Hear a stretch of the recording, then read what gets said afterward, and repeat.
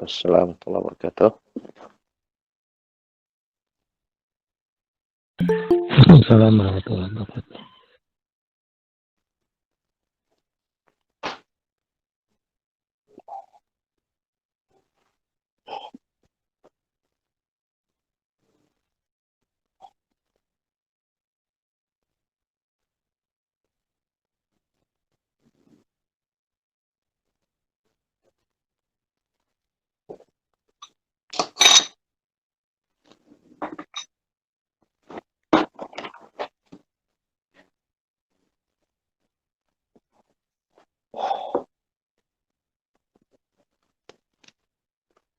Ya.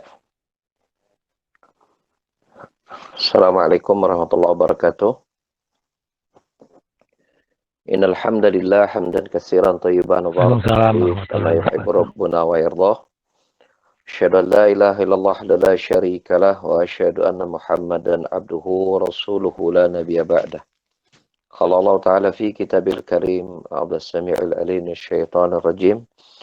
Ya ayyuhalladzina amanu taqullaha haqqa tuqatih wa la tamutunna illa wa antum muslimun.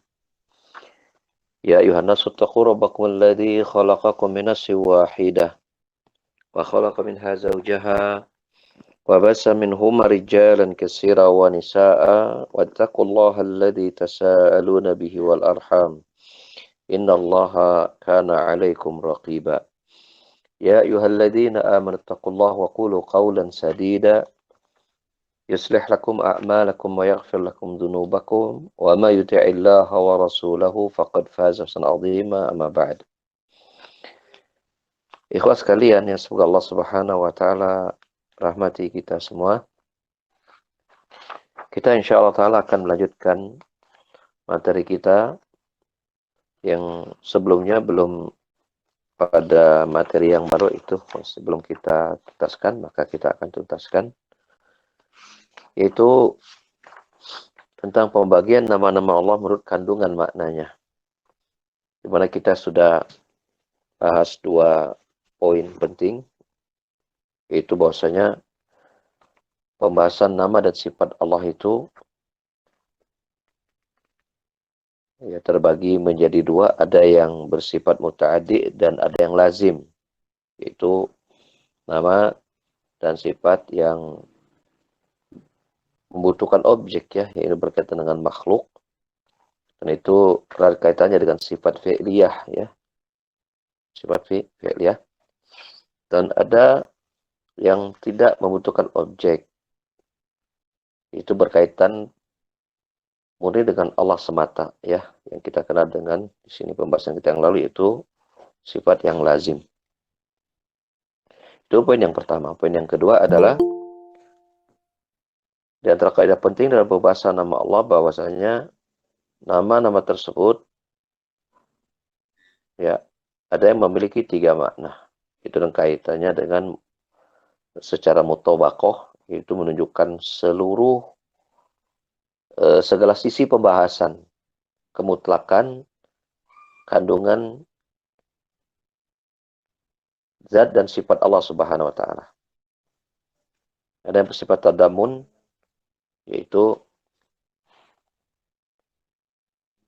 yang menunjukkan akan salah satunya saja, dan ada yang berkaitan dengan luzum atau hal-hal yang di luar itu tetapi yang menjadi konsekuensinya. Dan itu contohnya misalnya kemarin ya pembahasan tentang nama Allah Al-Hayyu misalnya. Al-Hayyu. Itu menunjukkan akan zat dan sifat Allah. Allah Al-Hayyu itu menunjukkan zatnya Allah dan sifat Allah sebagai pemilik ya, pemilik sifat tersebut.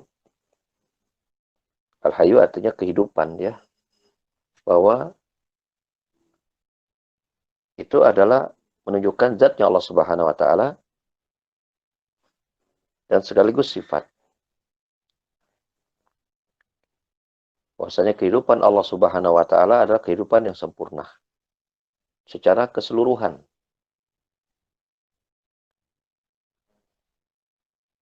secara keseluruhan.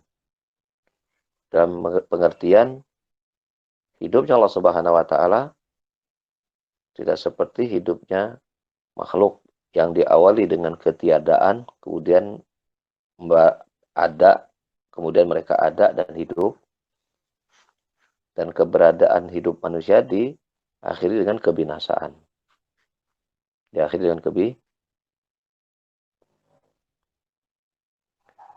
Adapun Allah Subhanahu wa taala, kehidupan Allah itu sempurna.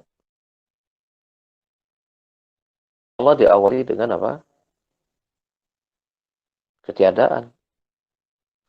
Allah adalah al-awwal, yang pertama. Sebelum segala sesuatunya, Allah adalah yang pertama. Ya. Dan Allah Maha hidup. Sejak ya.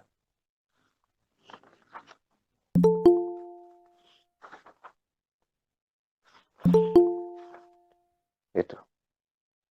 Sejak awal Allah sudah hidup. Beda dengan manusia, awalnya tidak ada, kemudian ada dan hidup. Nah, itu dari sisi mutabaqah demikian.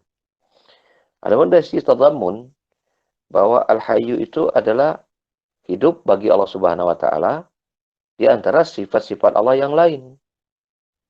Di antara sifat Allah yang lain, Allah adalah ya, Allah Maha berilmu, Allah Maha agung, Allah Maha mulia, gitu kan. Seperti itu. Dari sisi lawazimnya, bahwa hidupnya Allah tentulah hidup yang sempurna, yang kelazimannya adalah bagi Allah Subhanahu wa taala yang menunjukkan kesempurnaan itu, yang nggak mungkin Allah hidup kemudian hidupnya itu dengan cacat misalnya. Beda dengan makhluk. Tidak mungkin hidupnya Allah Subhanahu wa taala itu kemudian Allah tidak mendengar. Beda dengan makhluk. Hidup tapi bisa jadi tuli, gitu kan, seperti itu. Nah, itu dari kandungan dari sisi lawazim. Lawazim itu yang merupakan apa? Sifat yang berada di luar dari nama itu, tetapi itu harus ada untuk menggambar kesempurnaan hidupnya Allah Subhanahu wa taala. Bahwa Allah Maha hidup, tetapi hidupnya Allah Subhanahu wa taala konsekuensinya tidak mungkin hidup yang di situ hidup yang ada kekurangan. Ya.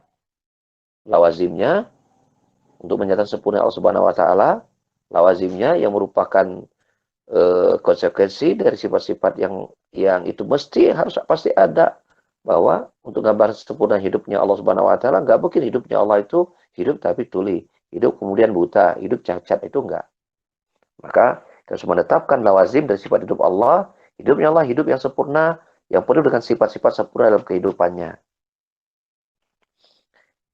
Itu di antara pembahasan nama-nama Allah menurut kandungan maknanya dari aspek mutabaqah, tadammun, dan lawazim. Kemudian yang ketiga adalah, bisa yang punya buku bisa lihat di halaman 86.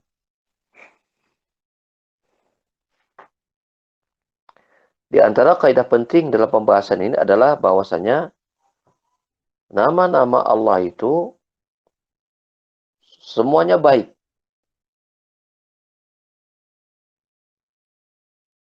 Semuanya khusus bagi Allah Subhanahu wa taala. Karena kalau tidak mengandung kesempurnaan kebaikan, maka tidak boleh kita peruntukkan bagi Allah Subhanahu wa taala. Artinya, ketika Allah memiliki nama yang baik, Al-Husna, sebagaimana surah Al-A'raf ayat 180, walillahi al-asmaul husna, atau Toha ayat 8, lahul asmaul husna, ya Allah memiliki nama-nama yang baik, nama-nama yang terbaik, nama-nama yang terindah. Maka bila di situ ada kandungan-kandungan makna yang tidak menggambarkan kesempurnaan bagi Allah Subhanahu wa taala, maka itu tidak diperbolehkan, tidak dibolehkan untuk diperuntukkan bagi Allah Subhanahu wa taala. Walaupun di sana ada nama-nama yang boleh diperuntukkan untuk makhluk, tetapi untuk makhluk nama-nama itu karena dipakai untuk makhluk dan dipakai juga untuk Allah Subhanahu wa taala, maka tentu beda nilai kesempurnaannya. Maka ketika itu berada pada kesempurnaan yang makhluk tidak menyertai Allah dalam hal itu, maka nama itu dikhususkan bagi Allah Subhanahu wa taala saja. Oleh karenanya, ya, dalam konteks itu kita membagi menjadi dua. Ada nama-nama Allah Subhanahu wa taala yang hanya khusus bagi Allah Subhanahu wa taala, dan ada nama-nama Allah Subhanahu wa taala yang nama itu juga boleh digunakan untuk makhluk. Tetapi tentu dengan kadar yang tentu dengan hukum yang berbeda. Ketika diterapkan untuk Allah, tentu kita harus lekatkan itu nilai kesempurnaan bagi Allah Subhanahu wa taala. Maka ketika kita peruntukkan bagi makhluk, maka dilekatkan dengan kekurangan-kekurangan yang dapat makhluk tersebut dengan menyandang nama itu. Apa saja nama-nama yang khusus bagi Allah yang makhluk tidak boleh menamai mereka dengan nama tersebut. Ya, pembahasan yang pertama itu. Ya. Apa saja nama-namanya? Contohnya Ar-Rahman. Artinya Allah pemilik kasih sayang, pemilik rahmat yang sempurna. Pemilik rahmat yang sempurna. Ya, Ar-Rahman. Maka ini tidak diperbolehkan untuk nama makhluk. Baik nama orang atau nama-nama yang lain. Tidak boleh kita namakan Ar-Rahman saja. Yang kedua, Al-Khaliq, yang Maha Pencipta.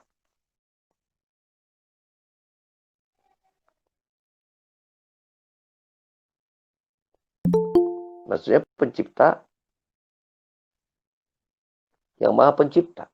Yang menciptakan sesuatu yang tidak ada menjadi ada. Al-Bari ini sama dengan Al-Khaliq, ya. Itu menciptakan sesuatu yang tadi tidak ada menjadi ada. Ya, Al-Qayyum yang sendirian dalam mengurus seluruh makhluknya. Itu juga tidak boleh kita berikan kepada makhluk.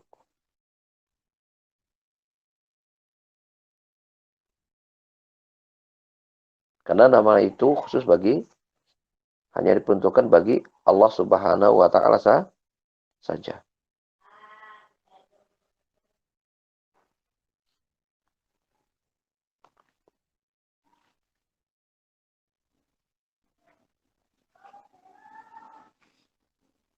Sedangkan yang kedua, ada nama Allah yang memiliki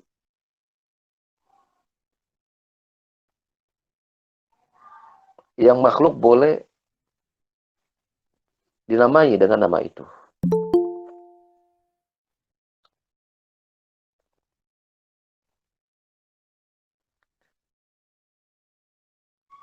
Seperti misalnya Al-Malik yang sesuai dengan kemakhlukannya yang tentu penuh dengan kekurangan.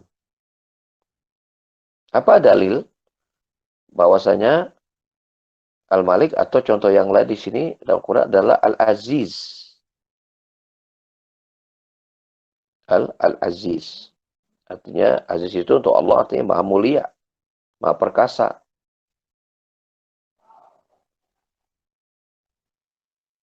Nah, untuk makhluk Allah menyebutkan dalam surat Yusuf menamakan Al-Aziz, ya, pada konteks ketika istri Al-Aziz itu menggoda Nabi Yusuf.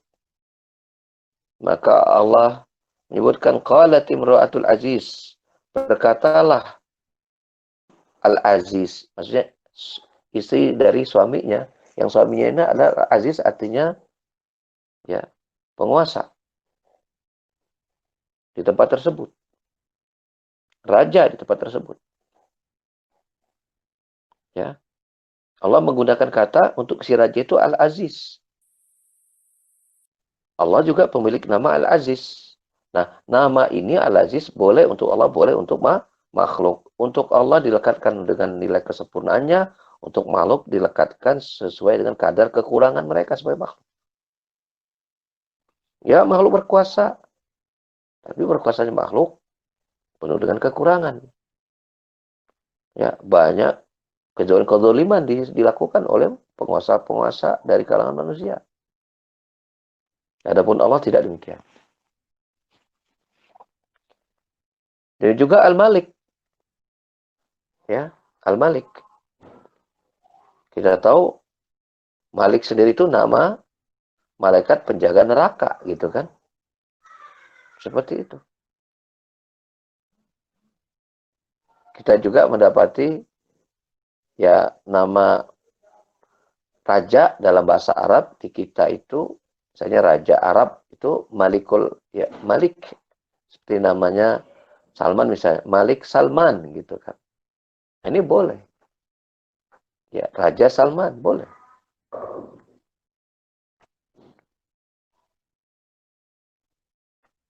Sehingga di sini Al-Imam Al-Qayyim Al-Imam Al-Katsir rahimahullah berkata, kesimpulannya bahwa ada di antara nama-nama Allah yang boleh diberikan kepada selain Allah, dan ada pula nama-nama Allah yang tidak boleh diberikan kepada makhluk Allah. Seperti ya lafaz Allah itu sendiri, Ar-Rahman, Al-Khaliq, Ar-Razzaq. Ya, Allah pemberi rezeki. Tidak boleh kita namai makhluk dengan nama Ar-Razzaq. Lalu apa solusinya?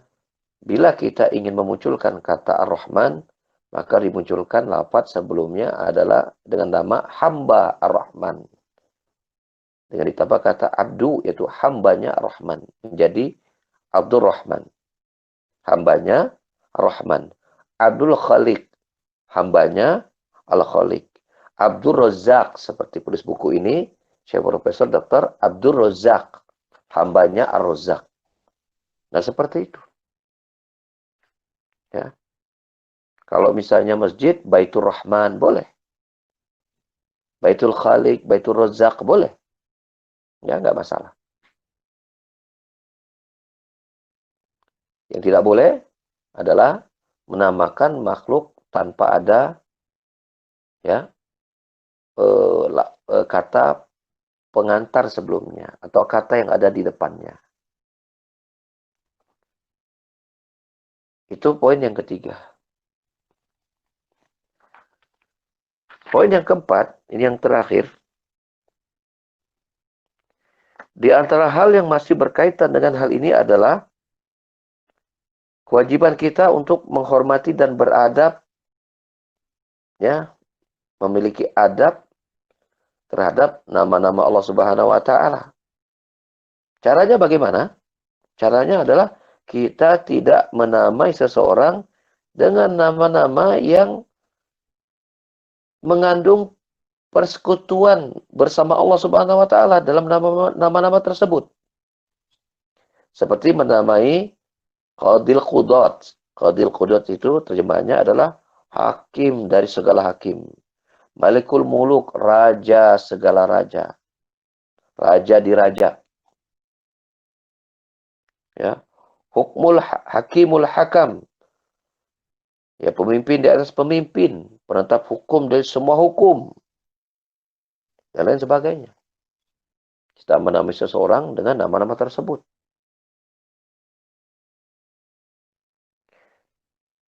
Hal ini didasarkan pada sebuah riwayat dalam hadis riwayat Bukhari Muslim dari sahabat Abu Hurairah radhiyallahu anhu, dari Nabi sallallahu alaihi wasallam bersabda, "Inna akhna'a ismin 'indallahi rajulun tusamma Malikal Amlak."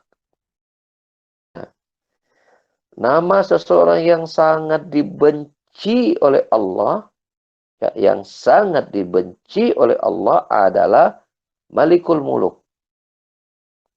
Terjemahnya adalah raja di raja. Pemimpin segala raja. Dia adalah raja yang jadi pemimpin segala raja. Dia adalah penguasa yang jadi pemimpin segala penguasa di dunia ini. Nah, ini termasuk ya tidak beradab kepada Allah Subhanahu wa Ta'ala. Di mana Nabi SAW menambahkan, La malika illallah azza wa jal. Tidak ada raja melainkan Allah Subhanahu wa Ta'ala. Ya. Dalam riwayat Abu Dawud, ya, disebutkan ada seseorang, ya, sahabat bernama Abu Shuraih. Abu Shuraih. Dulunya namanya bukan itu. Nah, ada sebabnya mengapa namanya dirubah menjadi Abu Shuraih. Ya. Yaitu sebelum beliau masuk Islam, beliau mendapatkan julukan dengan nama Abul Hakam. Abul Hakam. Bapaknya, bapak yang menentukan semua hukum-hukum yang bijak untuk masyarakat umum. Maka Nabi SAW bersabda kepada beliau, sesungguhnya Allah adalah Al-Hakam. Allah adalah Al-Hakam. Maka artinya, kamu tidak boleh menamakan diri kamu dengan Abul Hakam. Karena pemutus hukum satu-satunya hanyalah Allah Subhanahu wa Ta'ala. Dan kepadanya lah hukum tersebut kembali. Lalu Abu Shuraih berkata, ya, ini sebelum dulu namanya belum Abu Shuraih. Ya, tapi Abu Shuraih menceritakan asal muasal kenapa namanya menjadi Abu Shuraih. Maka dia berkata kepada Rasulullah SAW, sesungguhnya masyarakatku, kaumku, bila mereka berselisih tentang suatu perkara, maka mereka mendatangiku. Lalu aku menetapkan hukum atas mereka. Ya, atas perselisihan yang terjadi di antara mereka. Yang buat mereka menjadi gaduh. Datang kepadaku, aku tetapkan hukum untuk mereka. Ya, dan mereka semuanya puas menerima, ya, berdamai, ya, dan pulang dalam mendapatkan jalan keluar dari permasalahan dan perselisihan mereka. Makanya masyarakat menggelarku dengan nama Abul Hakam. Seorang bapak yang memutuskan hukum yang bijak. Yang buat masyarakat itu, ya, menerima puas dengan kebijakan tersebut. Nah, itu alasannya mengapa nama beliau menjadi nama Abul Hakam. Maka Nabi SAW berkata, ya, bagus sekali sih, ini luar biasa. Engkau bisa menjadi apa? Orang yang mendamaikan manusia. Maka Nabi SAW bertanya kepada sahabat ini, apakah engkau memiliki anak laki-laki? Dia menjawab, iya. Namanya ada Shuraim yang paling gede, ada Muslim, dan ada Abdullah. Ya. Karena Nabi bertanya, siapa yang paling besar di antara mereka? Maka orang sahabat menjawab, Shuraih yang paling besar. Maka Nabi mengatakan, kalau begitu engkau adalah Abu Shuraih. Abu Shuraih. Jangan Abul Hakam. Ini termasuk tidak beradab terhadap Allah. Karena Al-Hakam artinya pemutus hukum yang paling sempurna. Itu hanyalah Allah Subhanahu wa Ta'ala. Maka tidak boleh menamakan dengan nama Al-Hakam. Tapi dinama ganti yang lain. Karena dia memiliki anak yang paling laki-laki paling besar Shuraih. Maka dinamakan dengan Abu Shuraih. Kita pun begitu. Ketika kita ingin mendapatkan kunyah Abu itu artinya bapak si Anu bisa gitu kan. Maka kita cari nama anak laki-laki kita yang paling besar. Kayak saya kan Abu Umar. Saya punya anak laki-laki itu ada Zaid, ada Adam. 3 laki-laki, Umar, Zaid, dan Adam. Sisanya perempuan. Maka saya memakai abunya Abu Umar, anak laki-laki yang paling besar. Gitu. Nah, ini kaidah penting yang terakhir yang berkaitan dengan nama-nama Allah Subhanahu wa Ta'ala. Sampai di situ dulu ya kajian kita. Ini saya kelihatannya agak kurang ini nih. Kurang maksimal nih pagi ini nih. Silakan barangkali kalau ada yang mau bertanya silakan. Berapa menit ya?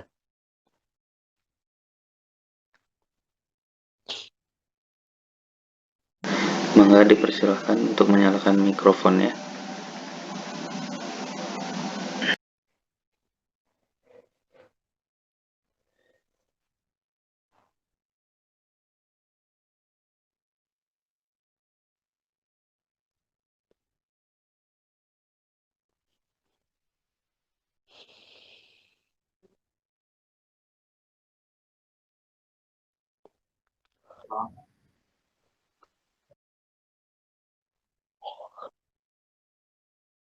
Ya, silakan.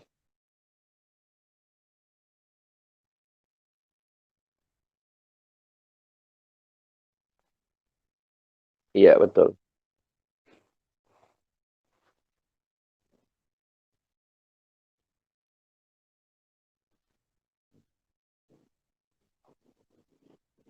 Ya.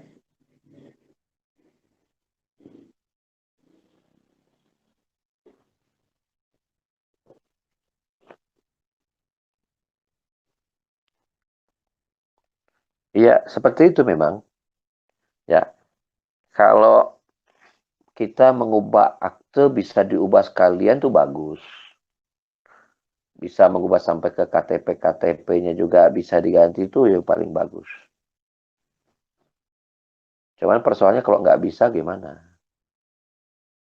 Karena ngurus akte repot, ya. KTP juga kalau misalnya kalau bisa disiasati dipenggal-penggal, kemudian diambil yang tidak menjadi masalah dari pembahasan kita, dari pembahasan asma sifat, nah itu bisa disiasati kan, mungkin di KTP ya. Kalau akte saya nggak tahu ya, kalau bisa dirubah itu paling bagus.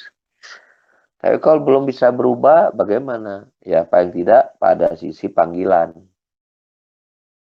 Itu seperti Fahmi Akbar, biasanya panggil Akbar ya diganti dengan nama panggilannya Fahmi saja. Jangan panggil Akbar gitu. Karena Akbar itu artinya maha besar. Gitu. Kan kalau Fahmi kan eh, nggak besar gitu. Segede-gedenya Fahmi mah nggak akan sampai setinggi pohon itu. Anggap kecil. Gitu. Maka solusi diantaranya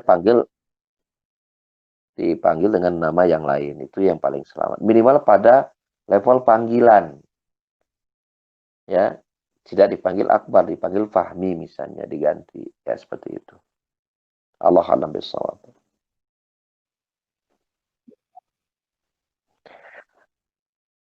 Iya, di kita ini agak mending ya. Di di Bandung gitu ya, atau di Jawa Barat. Kayak kayak Abdurrahman gitu ya. Abdurrahman itu kan, kalau kita di Jawa Barat kan, dipanggilnya kan, ya untuk menghindarkan kata Rahman kan dipanggilnya kan Maman itu. Nah, ya itu lumayan itu ada solusi itu seperti itu. Kalau Kak, iya, kalau di Jawa lebih mantap lagi Abdurrahman dipanggilnya Gus Dur. Nah, itu lebih bagus lagi.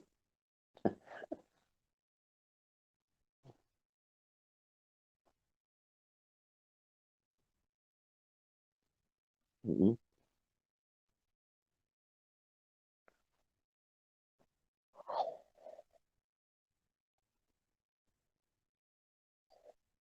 mm-mm.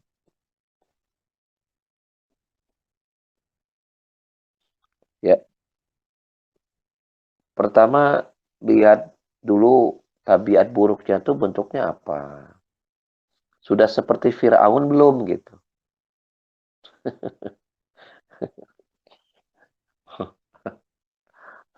Kalau belum seperti Firaun ya solusinya tambah kesabaran gitu. Gitu. Lihat dulu perilaku buruknya apa. Jenis perilaku buruknya apa. Gitu. Bila itu berkaitan buruknya itu memang buruknya untuk dirinya pribadi, tidak kepada apa, kepada mencelakakan dia sebagai seorang istri, ya. Seperti misalnya dia masih merokok gitu misalnya, masih suka mabok misalnya, ya. Ya sabar itu ngurus suami yang seperti itu. Gitu. Suka marah-marah gitu kan, tapi tidak sampai mencelakai secara fisik ya, nggak ada KDRT sampai KDRW gitu kan, ya sabar gitu. Tapi kalau sudah menyakiti fisik ya, yang bahkan bisa mengancam nyawa, boleh itu menggugat cerai boleh gitu. Atau perilaku buruk suami misalnya, ya dia nggak sholat misalnya, udah diingatin berkali-kali, udah cukup lama nggak sholat juga, itu boleh seorang istri minta cerai. Karena sebagian ulama sudah ada yang menghukumi kalau orang itu sudah diingatkan berkali-kali, masih ngeyel untuk masalah sholat nih terutama, maka itu bisa hukumnya kafir itu, orang itu. Nah, dengan seperti itu dia khawatir suaminya sudah jatuh ke kufuran di sisi Allah Subhanahu wa taala, dia khawatir dia mendampingi berumah tangganya, mendampingi orang yang statusnya sudah kafir, bisa dianggap zina, maka dia memilih bercerai. Jadi tergantung ya, tergantung kasusnya apa. Ini kan saya nggak disebutkan perilaku buruk suaminya itu apa gitu, itu kan belum disebutkan.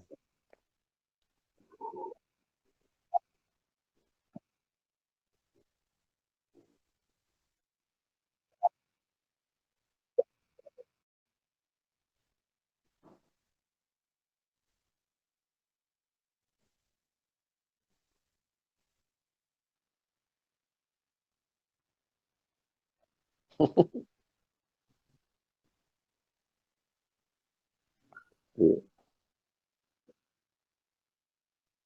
Iya. Kamu kalau nggak nurut saya kawin lagi nih, gitu misalnya gitu. Atau gimana? Ya.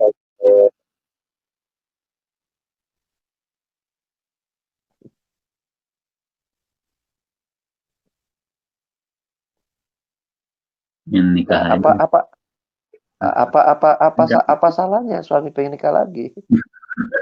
Kalau apa salahnya? Kan itu kan syariat. Kalau memang itu sudah didudukan secara tepat, gitu loh. Nah, kalau udah secara tepat sesuai dengan syariat, masalahnya di mana gitu? Ini kan hanya masalah komunikasi. Ya komunikasikan sajalah. Ya, ini ini mah masalah yang sensitif ya bagi ibu-ibu. Ya ibu-ibu itu ya teh. Oh gitu. Ya. Ya dibahasnya mah jangan di forum ini kayak rame kayak habis kajian mah.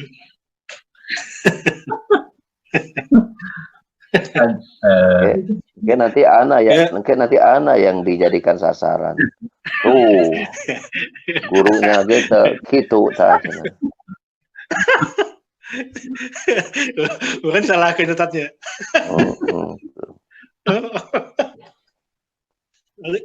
Waalaikumsalam Tat. Ya, waalaikumsalam warahmatullahi wabarakatuh. Tat mau tanya nih, ini bab sholat nih Tat. Ini kan perintah sholat itu khusus bagi Nabi Muhammad atau untuk seluruh Nabi Tat. Dan andai kata untuk seluruh Nabi yang lain model sholatnya seperti apa ya Tat ya? Ini pertanyaan yang ini Tat, yang sangat awam gitu loh Tat. Baik. Iya. Seluruh Nabi melakukan sholat. Cuma itu ada penjelasan banyak tafsir, ya pembahasan tafsir juz amma itu saya Utsaimin juga menjelaskan itu. Seluruh Nabi melaksanakan sholat. Cuma tidak dirinci ya sholatnya kayak apa. Jadi rinci. Dan apakah sholatnya kayak kita 5 waktu begitu kan kayak begini? Itu tidak.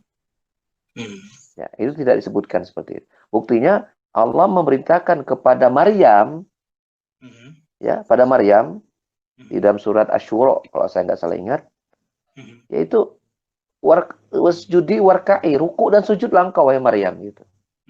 Nah, kata saya Utsaimin itu menjadi bahwa umat dan para nabi sebelumnya itu juga diperintahkan untuk sholat. Cuman persis sholatnya seperti apa, berapa rokaatnya, ini nggak dijelaskan sama kita. Menjelaskan Untuk ya. kita, artinya kita nggak tahu juga nggak apa-apa gitu maksudnya. Nah, Gitu. penasaran aja kan. Iya, iya, iya, Ya benar-benar aja. benar. Walaupun itu mungkin nggak penting lah bagi kita Iya, sebetulnya. Tapi itu tidak menjadi. kita aja. Karena penasaran hunkul tadi sebetulnya itu aja intinya. Mohon. Penasaran mesti teh dia kumaha sholatnya gitu kan. Iya, benar.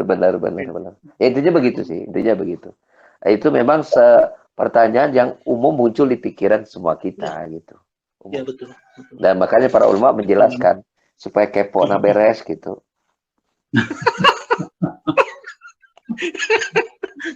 Ngelesnya bagaimana?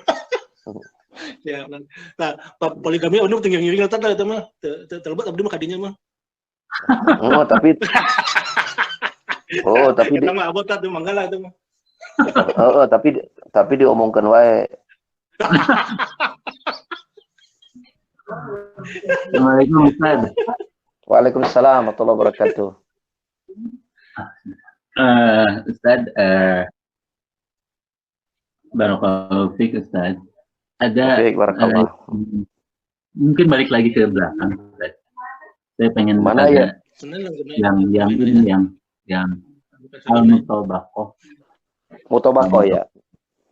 ad-tadamun sama al-luzum. Mm-mm. Mohon penjelasannya lagi Ustaz, itu agak ya. Itu dilewat aja karena itu memang pembahasan yang agak rumit.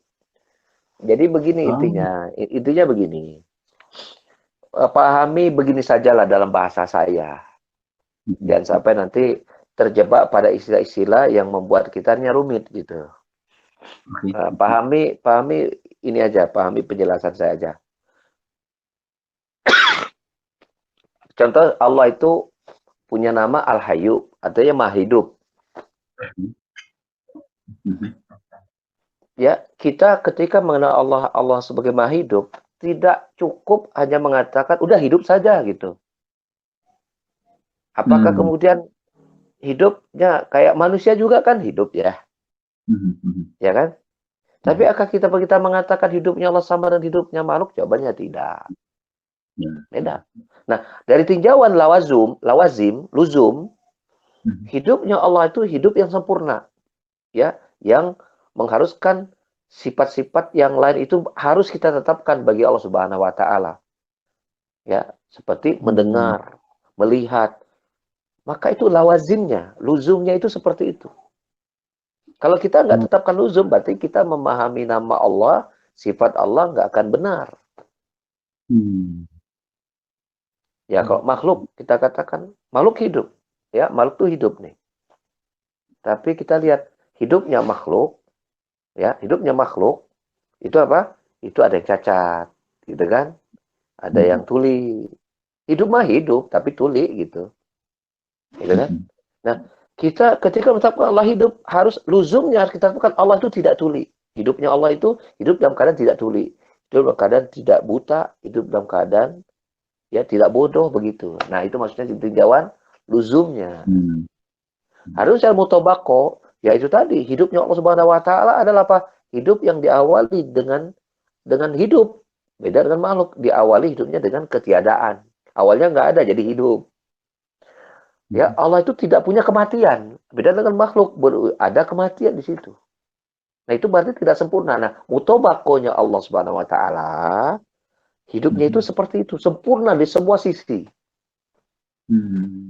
Itu mutobako. Di situ tadamun bahwa hidup itu bagian dari nama-nama Allah yang lain, gitu kan? Al-Hayyu itu, gitu loh. Itu sih tadamunnya. Nah, kurang lebih seperti itulah. Ya, karena juga sama waktu belajar awal ge rada bingung eta teh mutobak tadamun luzum. Gitu. Kayaknya itu mesti tersendiri mungkin tat pembahasannya teh ya. Iya, memang tersendiri itu. Iya, itu aja misalnya gini. Kita ngatakan namanya laki-laki. Contoh gini. Laki-laki, ya. Udah, kita paham laki-laki. Kalau kemudian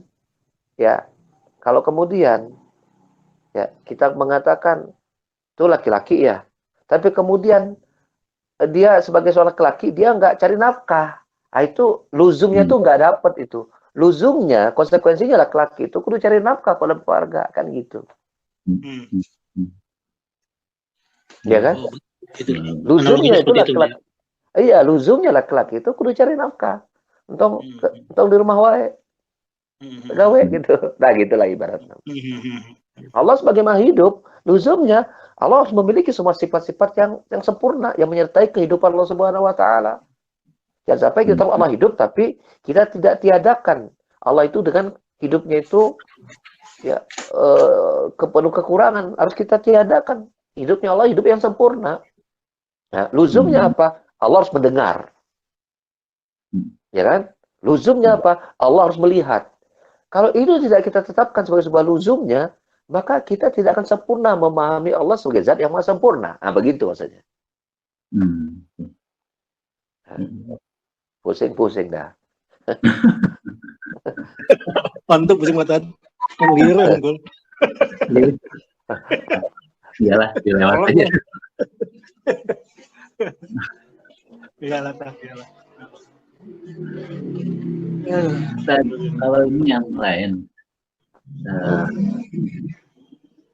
ada kemarin saya sempat mendengar ada orang yang mengatakan bahwa udahlah, kita mah nggak usah apa namanya, nggak usah apa kalau nurut banget lah apa namanya,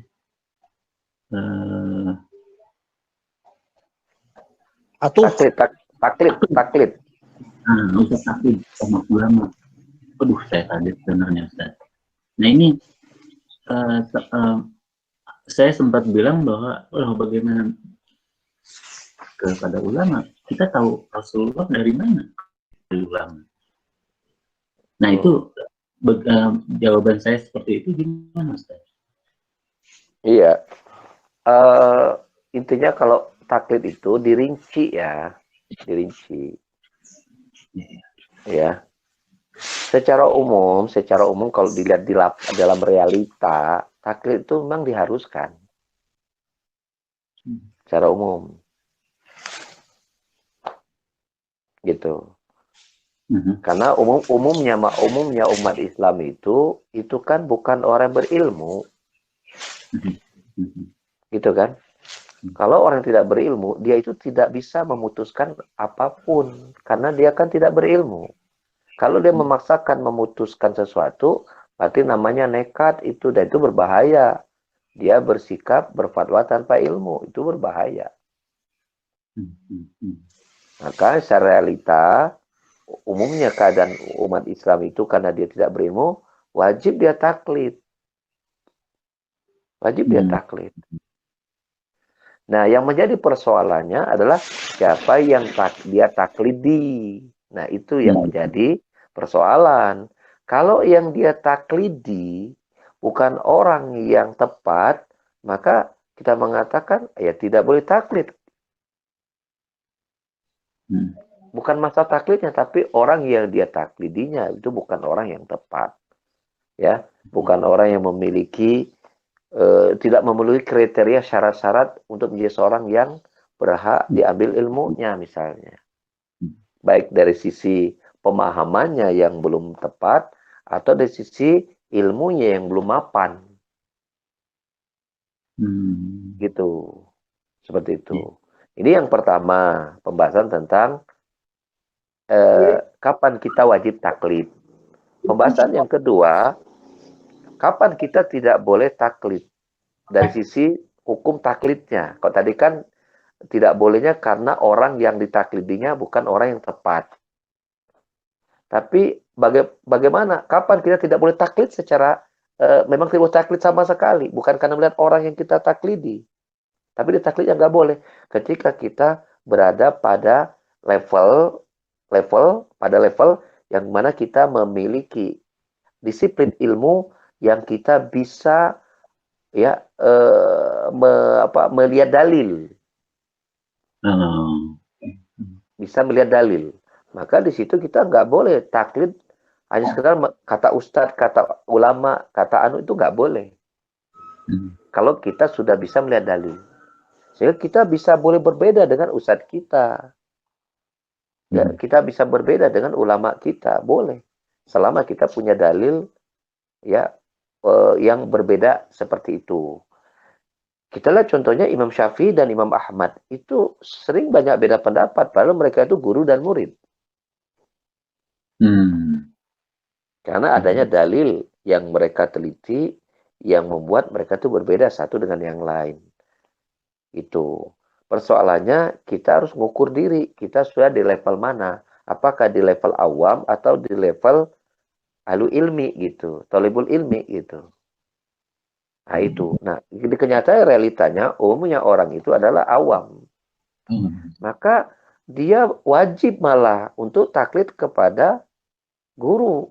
Selama guru yang dia pilih memang guru yang dia bisa pertanggungjawabkan di hari kiamat. Yang penuh dengan ilmu, penuh dengan dalil, kemudian pemahamannya lurus, maka kita bahkan harus bertaklid kepada pendapat dia. Karena kita nggak tahu dalilnya. Karena awam saking awam gitu. Maka udah taklid me aman gitu kan.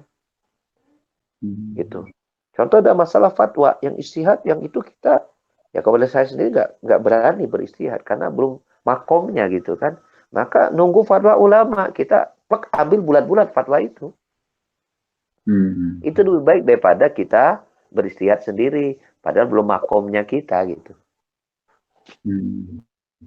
Nah gitu. Jadi dirinci perkataan seperti itu dirinci tentang tidak boleh taklid dan boleh taklid itu dirinci.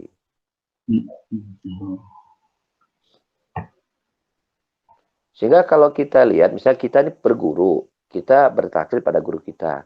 Ada orang lain yang juga awam sama kita, dia juga bertaklid pada gurunya. Apakah orang itu kemudian kita celah? Jawabannya tidak. Tidak. Tapi, bila kita itu ada kesalahan, bagaimana kita meluruskannya? Nah, itu persoalan yang lain. Itu nama pembahasan bab amar ma'ruf nahi mungkar namanya. Nah, gitu. Dan tidak semua orang berhak beramar ma'ruf nahi mungkar. Itu juga ada pembahasan sendiri, ada kriteria kapan seorang itu boleh beramar ma'ruf nahi mungkar dan kapan waktunya dia melakukannya. Itu kan ada bab tersendiri lagi.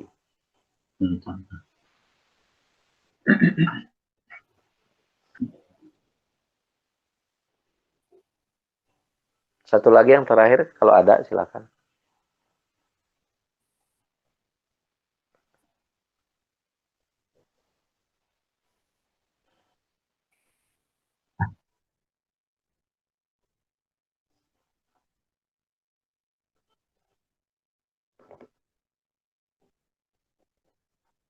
Ada di situ. Ada kok di buku Ensiklopedia Adab Islam ada. Ada. Iya. Di para sudah dibahas itu. Bisa dilihat rekamannya bisa. Assalamualaikum Ustaz. Waalaikumsalam warahmatullahi wabarakatuh. Ustaz, ini mau tanya yang membedakan apa namanya? Ini kan dari nama-nama Allah ini mungkin kita bisa dari Asmaul Husna ini kita bisa membedakan sifat-sifat Allah antara yang Muslim dengan non Muslim, dengan yang kafir. Itunya gimana, Ustaz? Contohnya, Ustaz. Terima kasih, Ustaz. Iya. Assalamualaikum. Contohnya tadi sudah sempat saya cita juga. Contohnya Nasrani. Dia memahami Allah punya anak gitu kan. Tapi kalau kita paham Allah mengatakan qul huwallahu ahad, Allah itu ahad, lam yalid wa lam yulad gitu kan. Maka ya, kita akan selamat dari kekafiran kaum Nasrani yang menyatakan Allah punya anak gitu. Nah, itu contoh. Ya. Paham ini? Misalnya rahimnya maha rahmannya Allah terhadap orang Muslim dengan non Muslim kan sama, karena rahmannya Allah semua makhluknya diberikan Kasih sayang. rahmat. Nah, Benar, itu benar. membedakannya gimana? Oh iya. Membedakannya ada kasih sayang Allah yang bersifat umum, ada kasih sayang Allah yang bersifat khusus. Nah, itu beda. Kalau umum, Allah kasih sayang bersifat umum. Semua makhluk diberikan. Tidak dibedakan. Berupa apa? Bentuk seperti rezeki fisik. Allah ngasih hujan untuk seluruh manusia. Yang dari hujan itu tumbuh-tumbuhan, makhluk hidup tumbuh jadi makanan, rezeki makanan buat manusia. Apalah beda-bedakan hujan mah di rumah Pak Umay di rumah Pak Yohanes gak usah kasih hujan gitu, padahal bertetanggaan gitu. Apa gitu hujannya? Kan enggak. Hujan Allah kasih untuk semua manusia. Nah itu kasih sayang Allah, tapi sifatnya umum. Allah kasih jaga kesehatan mereka. Jadi misalnya dalam COVID ini, bisa jadi negeri-negeri Muslim lebih banyak yang kena COVID, negeri kafir enggak. Bisa jadi. Ya kan? Nah, itu Allah tidak beda-bedakan. Dari sisi Allah jaga kesehatan manusia, Allah tidak bedakan mana kafir, mana mukmin. Ya, sebagaimana rezeki bisa jadi orang kafir banyak kaya-kaya, orang Islam kere-kere gitu. Karena itu Allah tidak beda-bedakan mana kafir dan mana, semua Allah kasih rezeki. Nah, dalam pemberian rezeki itu bersifat umum, ada yang kurang, ada yang lebih. Dan itu Allah tidak beda-bedakan antara keimanan dan kekafiran mereka. Tapi ada kasih sayang Allah yang bersifat khusus. Yang Allah berikan hanya untuk orang beriman saja. Ya, yaitu apa? Masuk surga misalnya. Orang kafir nggak boleh masuk surga. Hanya beriman saja Allah kasih surga. Orang kafir neraka. Itu betul kehadiran Allah Subhanahu wa taala. Orang mukmin di dunia Allah kasih taufik untuk dia mencintai keimanan. Orang kafir yang memang Allah takdirkan akan mati kafir, Allah tidak akan berikan taufik sehingga dia mau beriman kepada Allah Subhanahu wa taala. Antar orang beriman saja, kadang dikhususkan Allah Subhanahu wa taala. Ada yang diberikan hidayah yang besar, ada yang sedikit. Tapi secara umum Allah khususkan hidayah itu untuk orang taufik, untuk orang beriman saja. Orang kafir tidak. Ya. Contohnya surga dan neraka yang paling mudah. Ya. Di dunia juga sebetulnya terasa ya, Ustaz ya, kalau taufik terasa. Ya. Iya, terasa, Pak. Bisa dilihat. Sekarang begini kita lihat. Al-Quran itu dan media massa untuk menjelaskan Islam itu kurang apa lagi? Benar nggak? Betul. Tapi tidak semua manusia beriman. Banyak yang mati kafir. Nah, di situ kasih sayang Allah bedakan. Ada orang yang Allah kasih hidayah.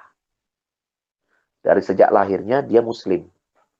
Lahir dari orang tua Muslim. Ya. Atau dia lahir dari orang tua yang kafir, ketika besarnya Allah jadikan dia Islam. Itu Allah khususkan itu orang itu. Ya.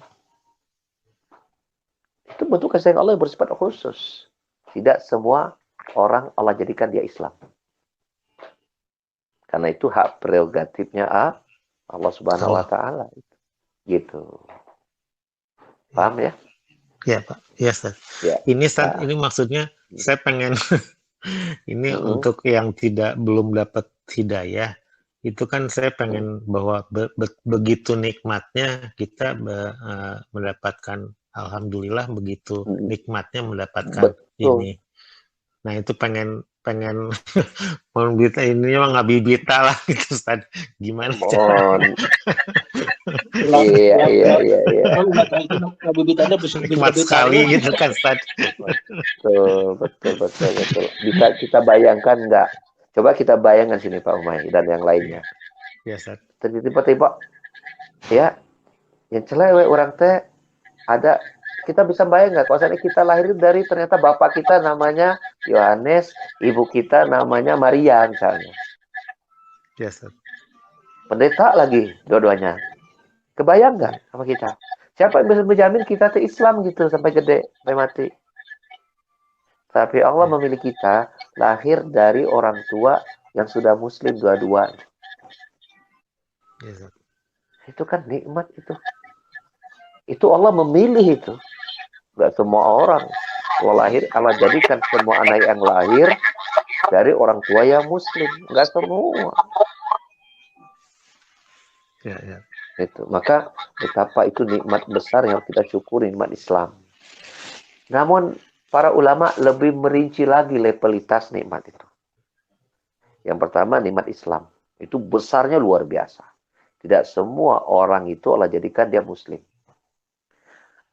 Ada yang meningkat lagi. Nikmat sunnah. Tidak semua orang Allah jadikan dia kenal sunnah.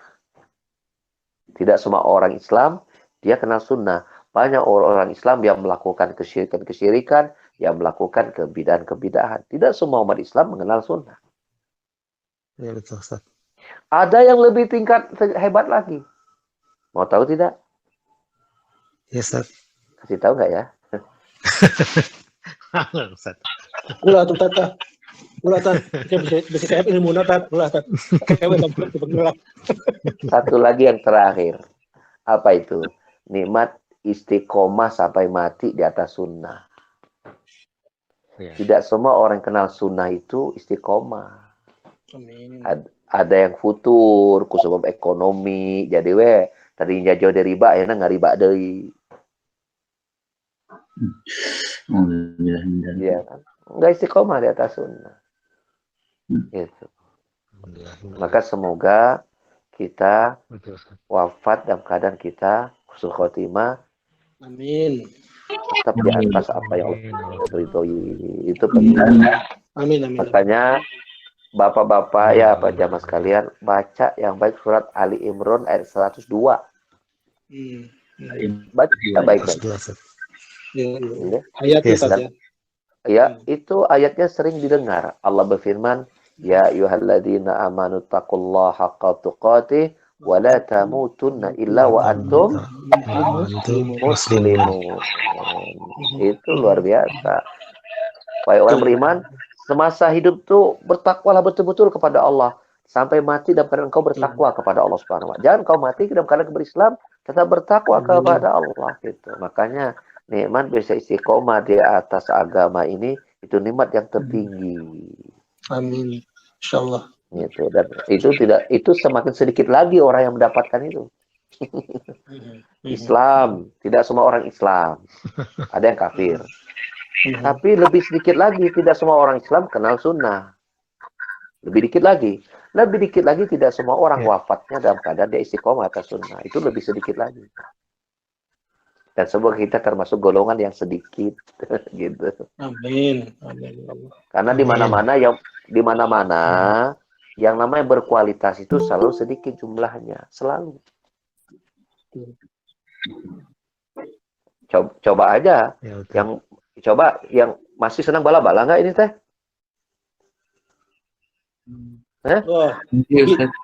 Hobi. Termasuk menu wajib ya Ustaz Koma. Menu wajib ketika berbuka ya. Sedikit ya guyonan saya begini.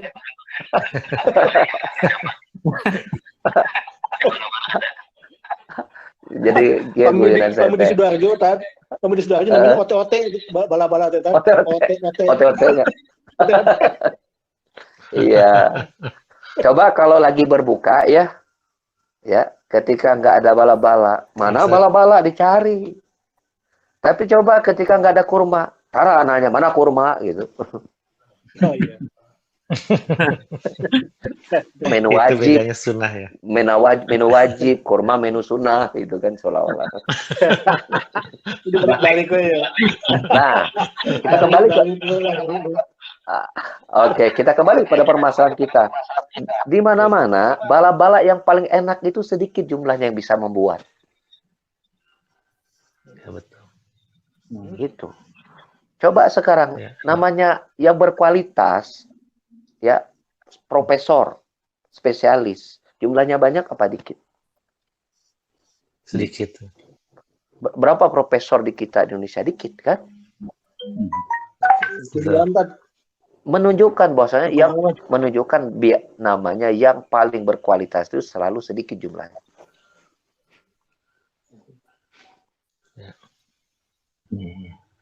Nah, dalam kehidupan kita sebagai orang beragama juga begitu. Ada levelitas, dan yang paling tertinggi levelnya selalu jumlahnya sedikit. Itu ada kata sedikit ya. Iya. doa Ya, untuk masuk ke golongan yang sedikit ada nggak? boleh. Supaya kita berada pada permintaan yang terbaik. Maksudnya kan begitu. Dan berbanggalah jadi orang sedikit ya, Ustaz.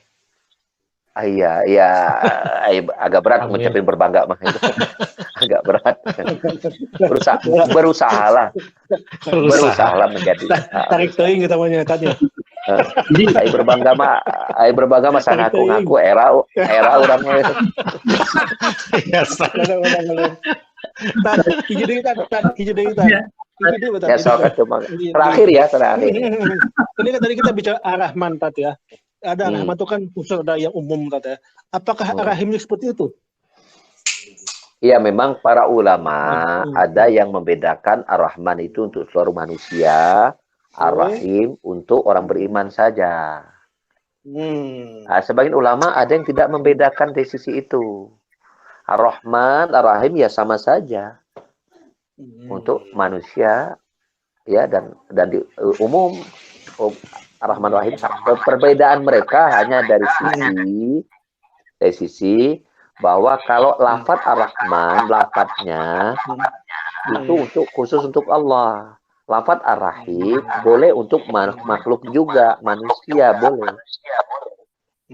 Adapun dari sisi kandungan maknanya Rahman Ar-Rahim sama, dia punya kandungan umum dan punya kandungan khusus.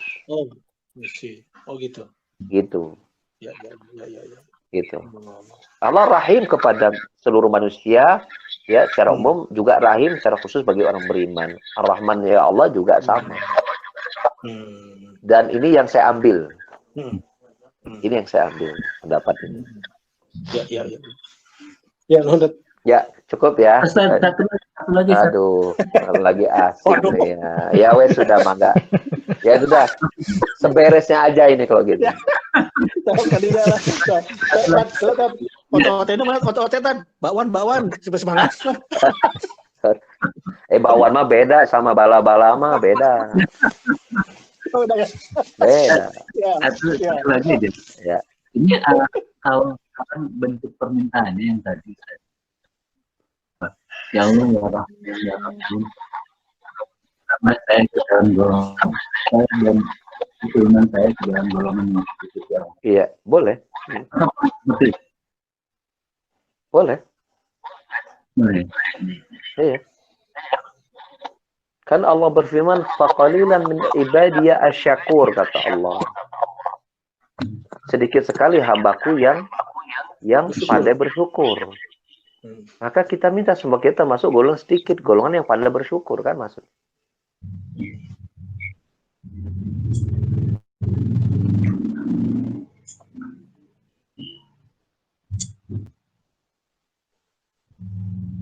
Ngerti ini? Paham? Paham.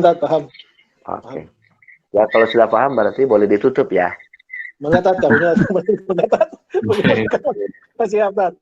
Siap. Masih ada yang penasaran kene? Sok weh, itulah.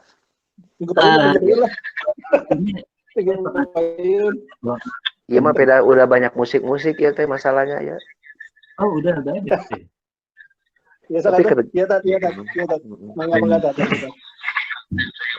Oke, ya kita cukupkan dulu ya. Insyaallah kita lanjutkan pada satu yang datang insyaallah taala. Ya barakallahu fikum. Subhanakallahumma wa bihamdika asyhadu an la ilaha illa anta astaghfiruka wa atubu ilaik. Wa akhiru da'wana alhamdulillahirabbil alamin. Wassalamualaikum warahmatullahi wabarakatuh. Waalaikumsalam warahmatullahi wabarakatuh.